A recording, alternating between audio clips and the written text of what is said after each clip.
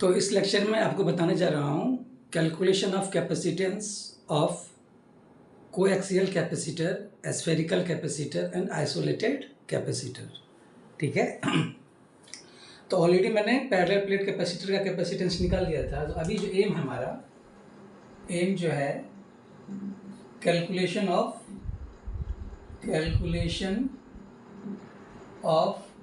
Capacitance of coaxial capacitor,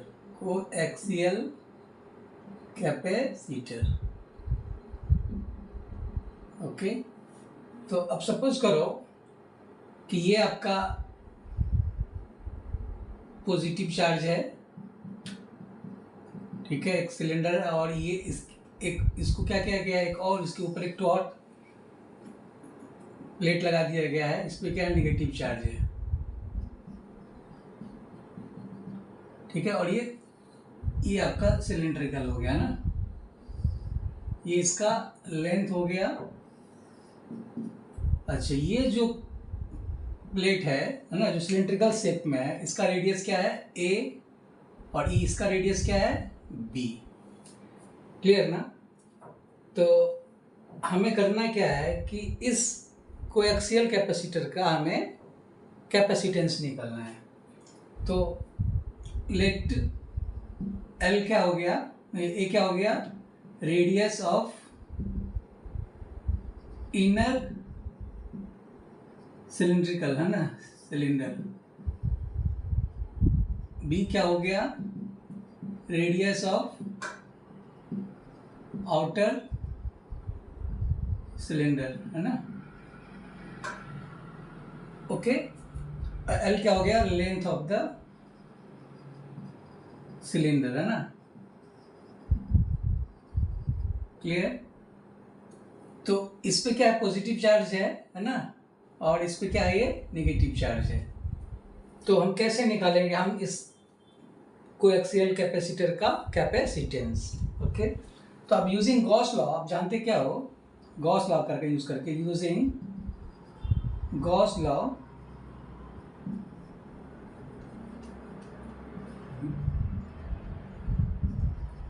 आप क्या जानते हो, जो चार्ज होता है, चार्ज इनक्लोज्ड होता है, enclosed charge is equal to D dot D S. Clear. अब हमें इसको और क्या लिख सकते हैं, epsilon E naught dot D S. तो ये क्या हो जाएगा, जो क्यू इनक्लोज्ड हो जाएगा, epsilon E dot D S. अब ये जो है ना, इसमें क्या, ये डाइलेक्ट्रिक है, ओके। इसमें क्या है, डाइलेक्ट्रिक है, जिसका डाइलेक्ट्रिक कांस्टेंट क्या है, परमिटिविटी क्या है, एप्सिलॉन, ओके, एप्सिलॉन है ना। ये हो गया आपका डाइलेक्ट्रिक। तो दो सिलेंडर के बीच में क्या है, डाइलेक्ट्रिक है, और डाइलेक्ट्रिक क्या, कांस्टेंट है, मतलब क्या, ये होमोजीनियस मीडियम है। क्लियर ना। जैसे मान लो ये आपका सिलेंडर है, इसके अंदर और क्या है, एक और सिलेंडर है ना। सपोज करो ये आपका सिलेंडर है, इसको आपने इसमें रख दिया, तो इसका रेडियस ए है और इसका रेडियस क्या है, बी है, ठीक है ना। और इसके जो बीच में रखा हुआ है क्या, वो डाइलेक्ट्रिक मटेरियल है, क्लियर ना, जिसका परमिटिविटी क्या है, एप्सिलॉन। इस पे पॉजिटिव चार्ज है इनर सिलेंडर पे, और जो आउटर सिलेंडर पे क्या, वो नेगेटिव चार्ज है ना। और इक्वल नंबर ऑफ चार्जेस पे, equal number of positive charge है, equal number of negative charge है। क्लियर। इसको मैं इस तरह दिखा देता हूँ। सपोज करो ये आपका, ये सिलेंडर है ना, जिसका लेंथ क्या हो गया, एल, रेडियस हो गया ए, और ये रेडियस क्या हो गया, बी। तो इलेक्ट्रिकल फील्ड निकालने के लिए क्या करते हो आप, गॉस लॉ का यूज करते हो, एक गॉसियन सरफेस का हम यूज करते हैं। तो गॉसियन सरफेस हम कैसे बनाते हैं, ओके। ये क्या हो गया आपका, गॉसियन सरफेस, जिसका रेडियस क्या है, इसका रेडियस रो है। आर क्या है? Radius of Gaussian surface. Clear? तो अब ये जानते हो जो डायरेक्शन होता है, जैसे ये ए एक्स, ए वाई और ये ए जेड है ना। ये जो डायरेक्शन होता है क्या? ए रो, ए फाई और ये जो होता है ए जेड, तीन डायरेक्शन होता है सिलेंड्रिकल में। तो कैसे निकालेंगे हम? तो यहाँ पे आप सपोज करो ये जो इलेक्ट्रिकल फील्ड होगा, क्लियर है ना, मान लो ये पॉइंट पे, इस पे क्या है आपका पॉजिटिव चार्ज है, ओके, और इस पे क्या है? नेगेटिव चार्ज है। तो अगर कोई टेस्ट चार्ज इस गॉसियन सरफेस पे रखोगे तो ये पॉजिटिव चार्ज क्या करेगा? इसको ये रिपेल करेगा। क्लियर ना? तो इसका जो डायरेक्शन होगा, है ना, सपोज करो ये आपका, है ना, ये आपका गॉसियन सरफेस है और पॉजिटिव चार्ज मान लो इसके सेंटर पे है। तो अगर यहाँ पे कोई टेस्ट चार्ज होगा तो ये क्या करेगा? इस पे एरो के डायरेक्शन में क्या करेगा? फोर्स लगाएगा। मतलब इसका जो इलेक्ट्रिकल फील्ड होगा वो एरो डायरेक्शन में होगा। मान लो यहाँ पे है, क्लियर ना, तो ये इस तरह लगाएगा। तो ये डायरेक्शन किसका है? रेडियस का डायरेक्शन, मतलब एरो डायरेक्शन हो गया कहीं भी। क्लियर ना? तो जो इलेक्ट्रिकल फील्ड होगा क्या होगा? क्यू इनक्लोज्ड जो है, Q enclosed epsilon E row A रो। ठीक है? तो एरिया, और तो इसका हमें करना क्या? इस सरफेस का जो एरिया का जो डायरेक्शन रिप्रेजेंट होगा, ये कर्व्ड सरफेस का, वो क्या होगा? वो एरो डायरेक्शन रिप्रेजेंट करेगा। तो क्या लिखेंगे? D S A rho. Clear? तो यहाँ पे एरो एरो क्या हो जाएगा? 1, तो एप्सिलॉन ई रो डी एस।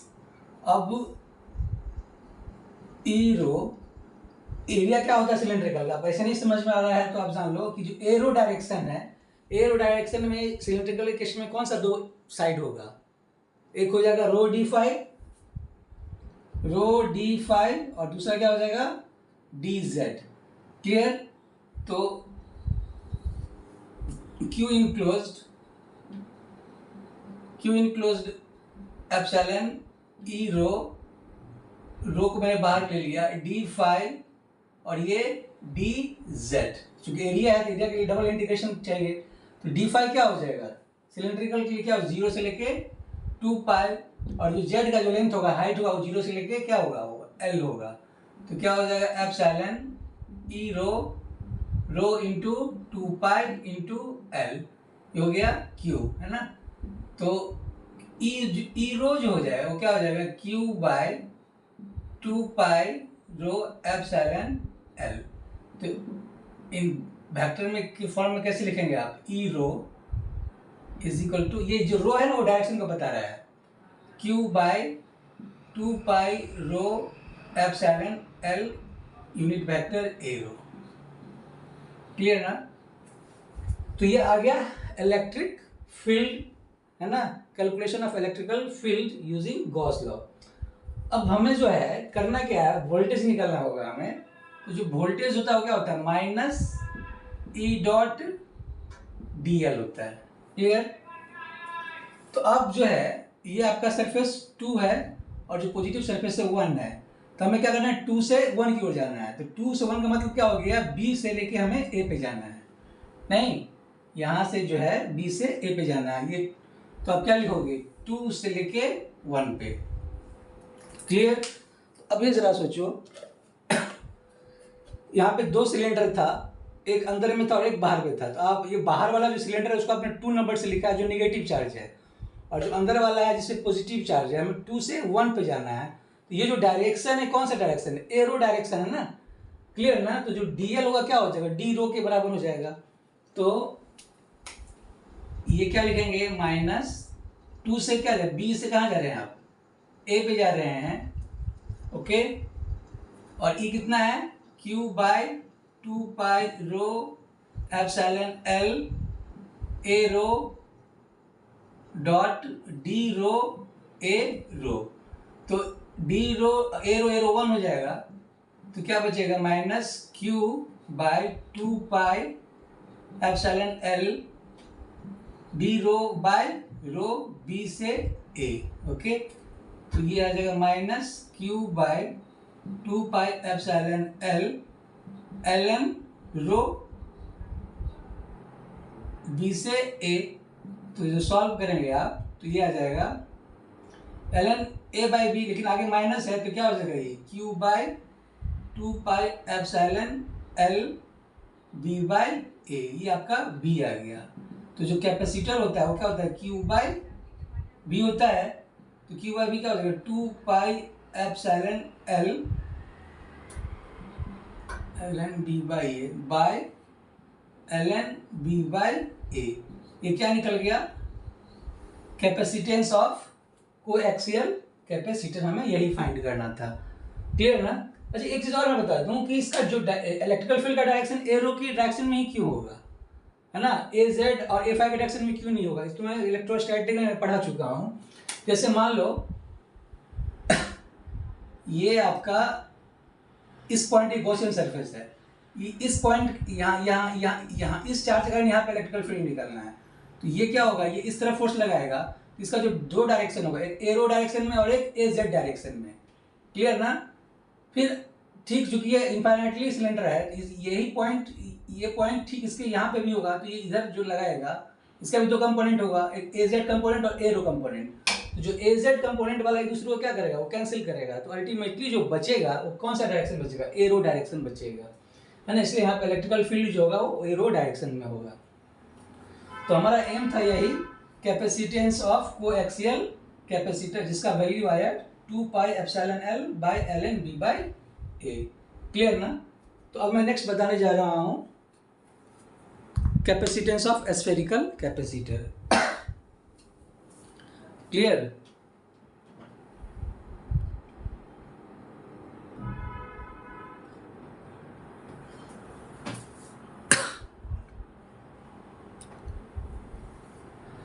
तो इसको मैं मिटाऊं,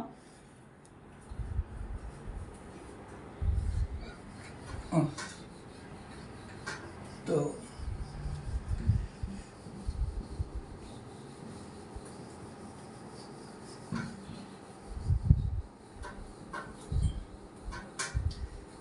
इसका जो समरी है आप सिर्फ वो लिख लो। तो ये जो निकला C is equal to 2 pi epsilon L by L N B by A, और एक और निकाला था अपने पैरेलल कैपेसिटर का एप्सिलॉन एस बाई डी। अभी तक मैंने दो चीज सीखा है ना। अब मैं इसको हटाऊं,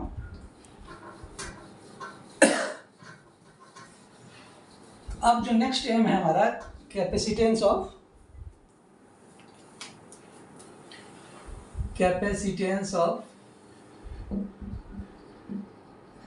spherical capacitor, spherical capacitor. Okay, clear? Suppose करो ये आपका स्फेयर है, ठीक है, तो ऐसा एक और स्फेयर लेंगे, तो ये स्फेयर वो दूसरे स्फेयर के अंदर रहेगा, तो लेकिन दोनों का सेंटर एक ही रहेगा। एक स्फेयर के अंदर एक और स्फेयर होगा, ठीक है, मतलब दो प्लेट की तरह काम करेगा। एक पे पॉजिटिव चार्ज दे देंगे और एक पे नेगेटिव चार्ज देंगे, तो जो अंदर वाला स्फेयर है उस पर आप पॉजिटिव चार्ज, ओके, और जो बाहर वाला स्फेयर है उस पर आप नेगेटिव चार्ज, है ना। तो इसको जो ड्रॉ करेंगे आप, एक स्फेयर है जिसका रेडियस क्या है a है, इस पे क्या हो गया आपका पॉजिटिव चार्ज,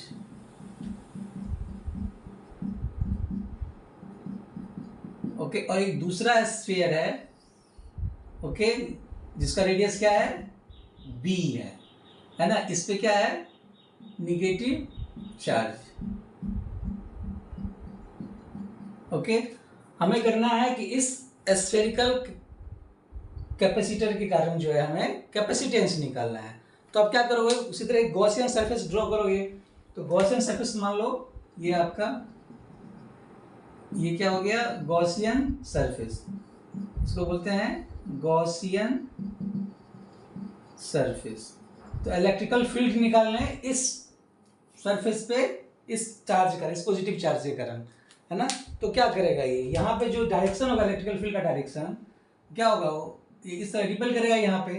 तो जो डायरेक्शन होगा वो हमेशा ईरो डायरेक्शन होगा, है ना, किसी भी पॉइंट पे। जैसे ये सेंटर है आपका, मान लो ये स्फीयर है, इसके सेंटर पे एक चार्ज है और ये आपका मान लो गॉसियन सरफेस है। तो अगर टेस्ट चार्ज यहाँ पे रखोगे तो जब भी होगा फोर्स क्या होगा, हमेशा रेडियली आउटवर्ड होगा हर एक जगह पे। तो इसका जो इलेक्ट्रिकल फील्ड होगा वो क्या होगा, रेडियली आउटवर्ड होगा, मतलब ए आर डायरेक्शन में। स्फीयर में 3 डायरेक्शन होता है, ए आर, ए फाई और ए थीटा। तो जो इलेक्ट्रिकल फील्ड का जो डायरेक्शन होगा हमेशा वो ए आर के डायरेक्शन में होगा, ठीक है। तो मान लो इसका एक छोटा सा पार्ट ले लिए, एस क्या है, एरिया डी एस ले लिए। इस एरिया को कैसे, किस डायरेक्शन से रिप्रेजेंट करोगे, ए आर डायरेक्शन से, है ना। तो मैंने क्या किया इस गॉसियन सरफेस पे, तो आप क्या जानते हो, using Gauss law, using Gauss law, Q enclosed is equal to B dot D S. इसको आप कैसे लिख सकते हो, epsilon E dot D S. Epsilon को मैंने बाहर ले लिया, E dot D S. Clear. और दूसरी बात एक चीज और बताना भूल गया मैं, कि इस दोनों स्फीयर के बीच में क्या है, एक डाइलेक्ट्रिक मटेरियल है ना। इस दोनों सरफेस के बीच में एक डाइलेक्ट्रिक मटेरियल जिसकी परमिटिविटी क्या है, एप्सिलॉन। और एप्सिलॉन क्या है, पूरे मीडियम में कांस्टेंट है। इसका मतलब ये होमोजीनियस मीडियम है। ये क्या हो गया, field with dielectric of permittivity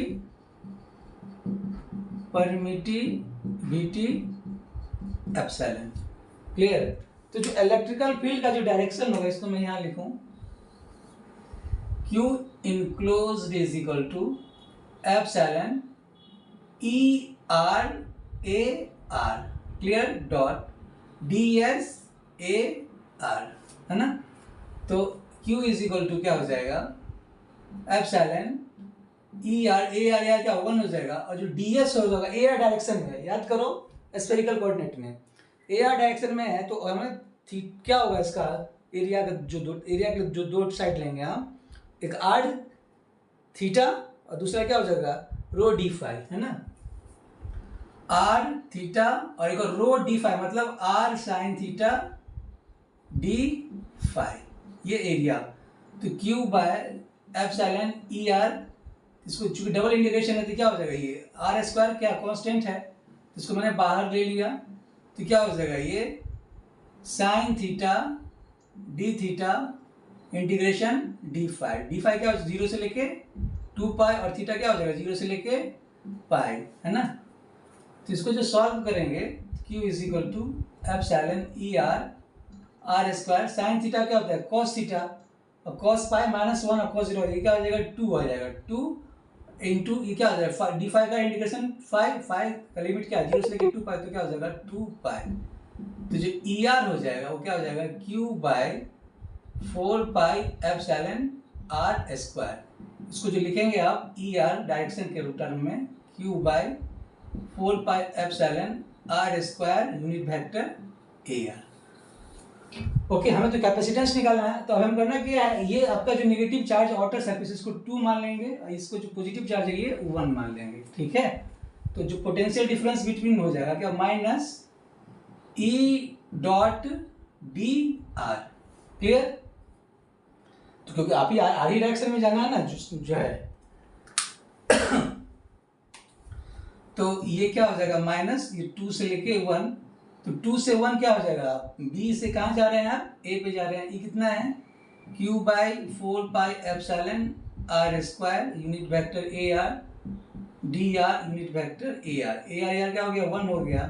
तो minus Q by 4 pi epsilon D R by R square, इसका इंटीग्रेशन क्या हो जाएगा, minus Q by 4 pi epsilon -1 by R integration हो जाएगा। तो सॉल्व करके क्या आ जाएगा, Q by 4 pi epsilon, sorry गलत बता दिया ना, ये क्या हो जाएगा, ये B से A हो जाएगा, है ना। तो ये जो आ जाएगा -q/4πε -1/r, लिमिट b से लेके a। तो ये माइनस माइनस प्लस बाहर ले लें, q/4πε तो 1/r a/b। तो ये क्या आ जाएगा, b is equal to q/4πε b is equal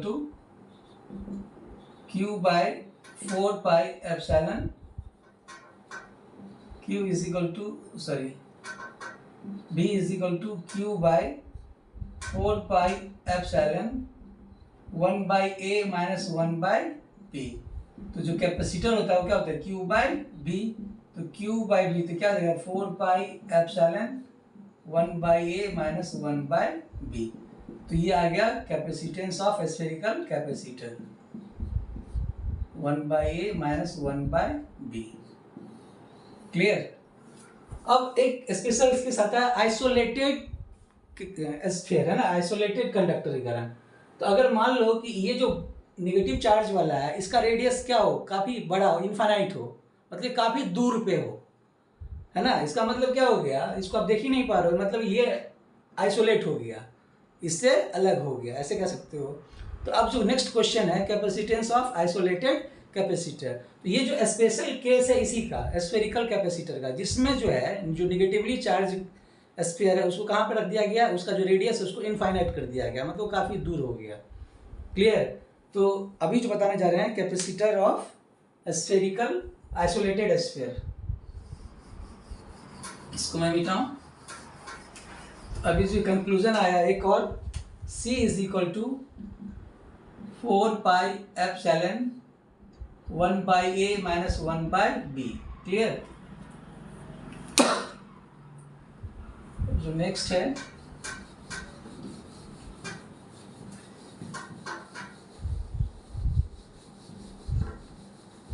ये नेक्स्ट एम, हमारा एम क्या है, capacitance of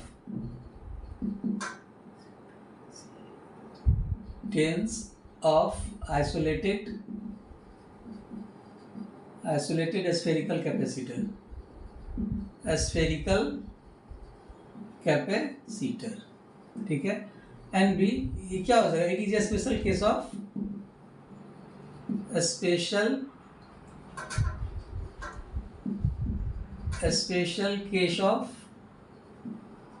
spherical capacitor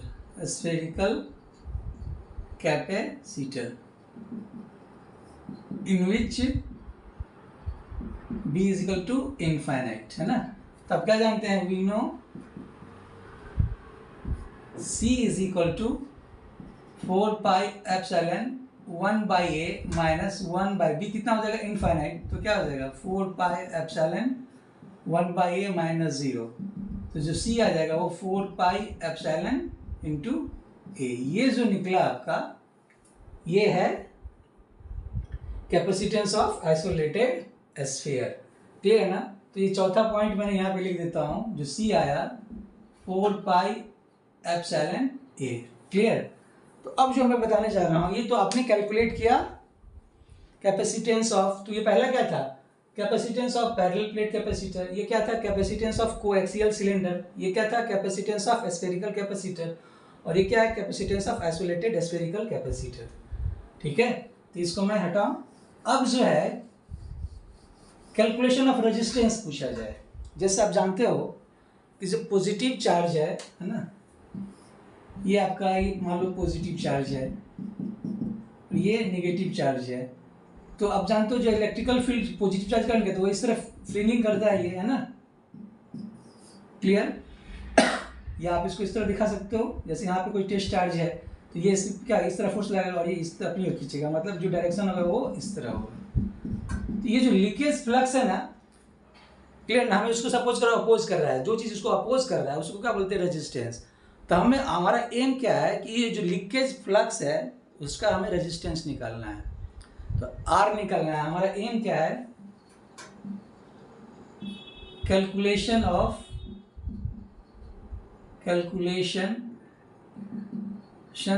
leakage resistance,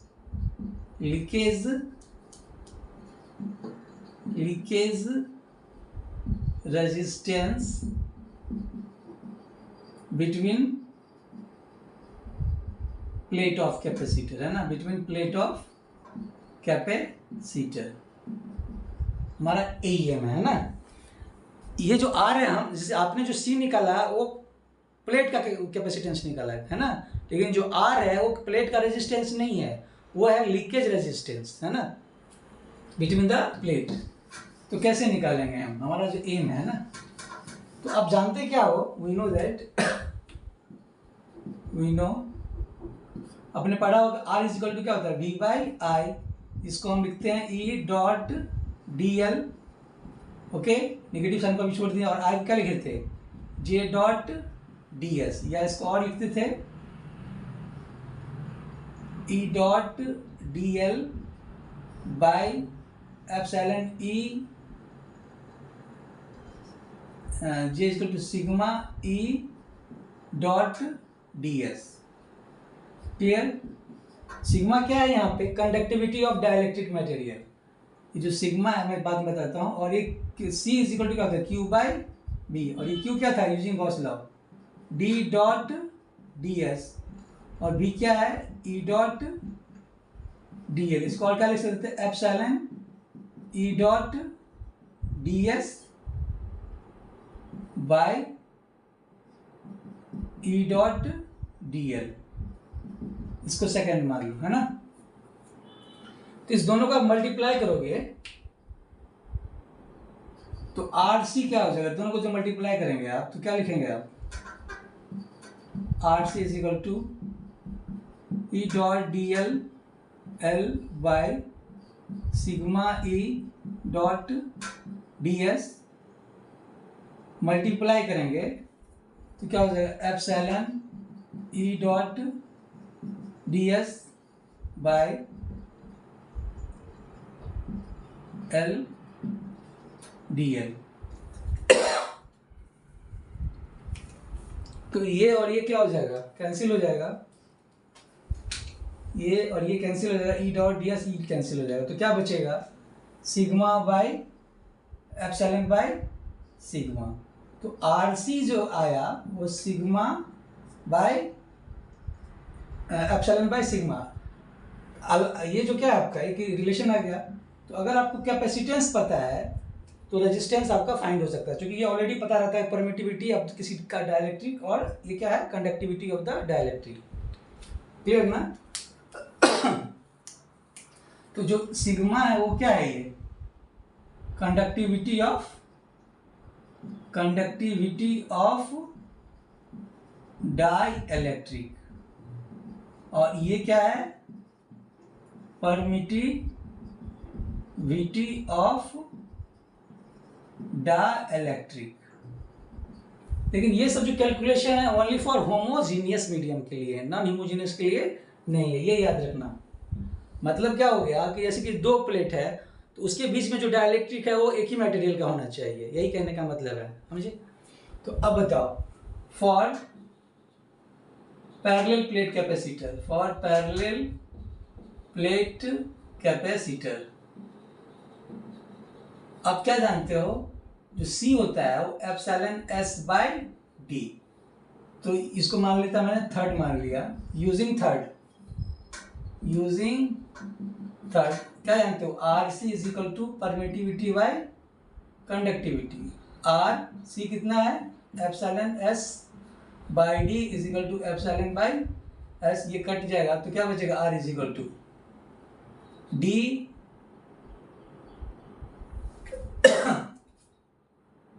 ये कट गया तो ये D बाय S, ये जो निकला क्या, leakage resistance between parallel plate of the capacitor. ठीक है, ये निकला resistance between the parallel plate of the capacitor. Similarly for coaxial cylinder, coaxial capacitor, इसके लिए क्या होगा, आप क्या जानते हो, C कितना है कोएक्सियल के लिए, C कितना है, 2 pi epsilon L by ln B by A। आप जानते हो क्या, R C is equal to permittivity by conductivity, तो R into 2 pi epsilon L by L N B by A is equal to epsilon by conductivity. तो ये cancel हो जाएगा, तो जो आर होगा क्या हो जाएगा, L N B by A by 2 pi L into conductivity. ये क्या निकल गया, resistance, leakage resistance between coaxial capacitor. Clear. Similarly for spherical capacitor, for spherical capacitor क्या होगा, सी कितना है 4 pi epsilon 1 by A minus 1 by B. तो आप जानते हैं, we know R C is equal to permittivity by conductivity, R into 4 pi epsilon 1 by A minus 1 by B permittivity by conductivity, ये cancel हो जाएगा। तो जो आर होगा 1 by A minus 1 by B 4 pi into conductivity. Clear. ये निकला leakage resistance between spherical capacitor. For isolated के लिए क्या हो जाएगा, फॉर आइसोलेटेड कैपेसिटर, है ना,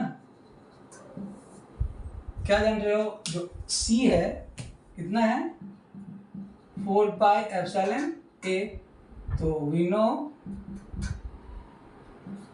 are C is equal to permittivity by conductivity, R into 4 pi epsilon A by permittivity by conductivity. तो जो आर आ जाएगा 1 by 4 pi A into conductivity.